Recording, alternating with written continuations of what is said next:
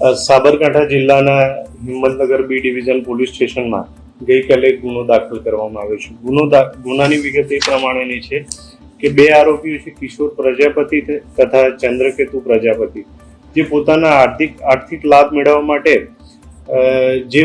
જે વ્યક્તિઓના આધાર કાર્ડમાં કાયદેસર રીતે ફેરફાર ના થઈ શકે તેમ હોય તેવા ગ્રાહકોના નામ સરનામા ફેરફાર કરવા માટે EWS અથવા સામાજિક શૈક્ષણિક રીતે પછાત હોય એઓના સર્ટિફિકેટ મેળવી તેમાં એડિટિંગ કરી અને પછી આધાર કાર્ડની લિંક ઉપર અપડેટ કરતા હતા.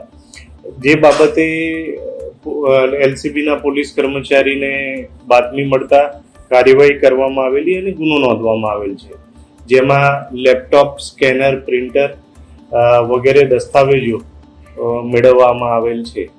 કયા પ્રકારના દસ્તાવેજો બનાવેલા?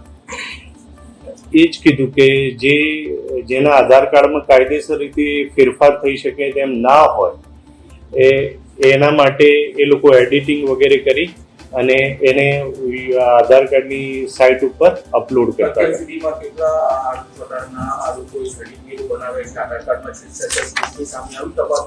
હાલ સુધી આ બાબતે તપાસ ચાલુ છે અને હજુ સુધી કોઈ વ્યક્તિ સામે આવેલ નથી.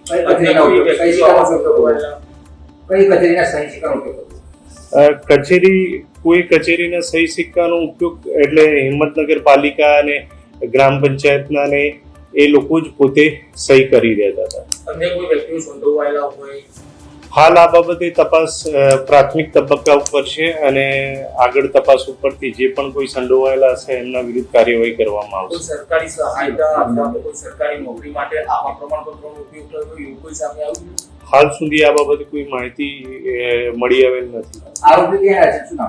આરોપી કિશોર પ્રજાપતિ અને ચંદ્રકેતુ પ્રજાપતિ, જે બંને હિંમતનગરના રહેવાસી. જે કિશોર પ્રજાપતિ છે એ કોમન સર્વિસ સેન્ટરની એક્ઝામ આપીને પછી કામ કરતો હતો અને ચંદ્રકેતુ પ્રજાપતિ છે જનસેવા કેન્દ્ર બહુમાળી બિલ્ડિંગમાં આધાર ઓપરેટર તરીકે ફરજ બજાવતો હતો. એ થોડા સમયથી જ ફરજ બજાવતા હતા એવું હાલ તો જાણવા મળેલ છે.